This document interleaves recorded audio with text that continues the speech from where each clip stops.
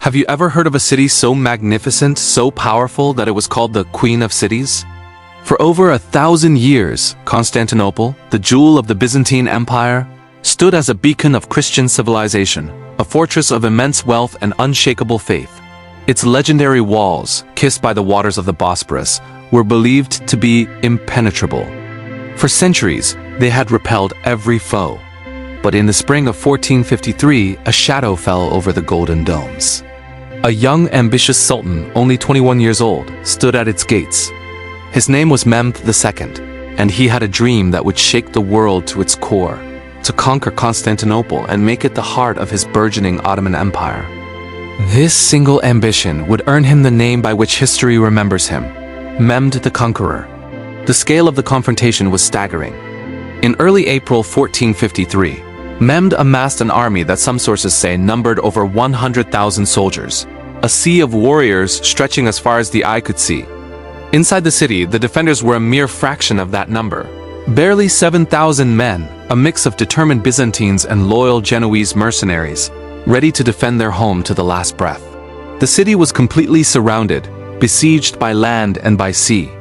But Mehmed knew that ordinary tactics wouldn't breach these ancient legendary walls. He had brought a terrifying new weapon, a game-changer in the art of war: massive cannons. The largest of them, a monstrous piece of artillery nicknamed the Great Bombard, was a true titan of its time. It required hundreds of men to operate and could hurl enormous stone balls, each weighing over half a ton, at the city's defenses.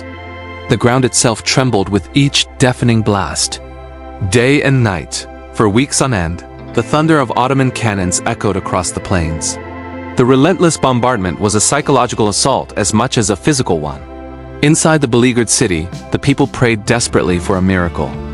They gathered in their magnificent churches, lighting candles and pleading for divine intervention to save their holy city. But outside, the young sultan's resolve was as unyielding as the stone of his cannons. One of the city's greatest defenses wasn't its stone walls, but a massive iron chain. This colossal chain stretched across the mouth of the Golden Horn, the city's main harbor, blocking the Ottoman navy from entering. It was a simple yet brilliant defense that had thwarted invaders for centuries. Frustrated, but not defeated, Mehmed conceived a plan so audacious, so unbelievable, that it seemed to belong to the realm of myth. If he couldn't sail his ships into the harbor, he would move them overland. His engineers and soldiers worked feverishly, building a massive road of wooden planks.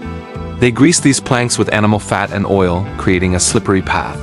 Then, under the cover of darkness, thousands of men with the help of oxen began to drag the Ottoman warships, not small boats, but full-sized galleys uphill through the forest and down into the waters of the Golden Horn, completely bypassing the chain.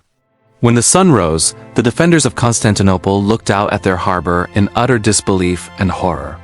The Ottoman fleet, which they thought was safely locked out, was now floating in their backyard. The city was now completely encircled, its last line of defense breached by a stroke of genius. The psychological blow was immense. The noose had tightened. There was no escape. For 53 grueling days, the city held on. The defenders, led by the last Byzantine emperor, Constantine XI, fought with the courage of lions. They worked tirelessly, repairing the crumbling walls each night under a hail of arrows and cannonballs. But their supplies were dwindling and their numbers were falling. Their hope was fading. Finally, on the 29th of May, 1453, Mehmed ordered the final all-out assault.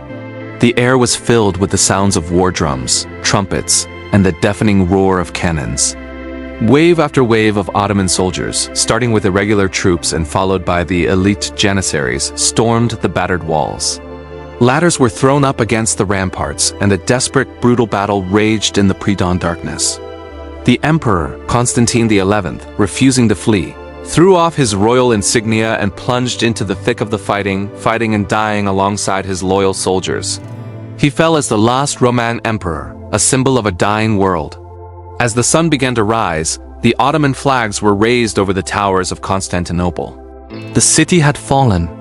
Mehmed the Conqueror rode into his prize on a white horse, a triumphant entry into the city that had obsessed his ancestors for generations.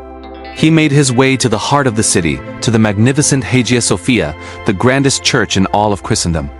In a profound and symbolic act, he declared that it would become a mosque.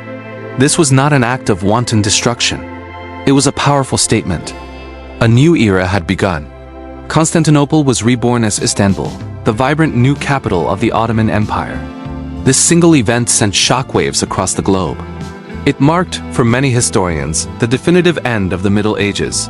Scholars, artists, and thinkers fled the fallen city, carrying with them a treasure trove of ancient Greek and Roman knowledge.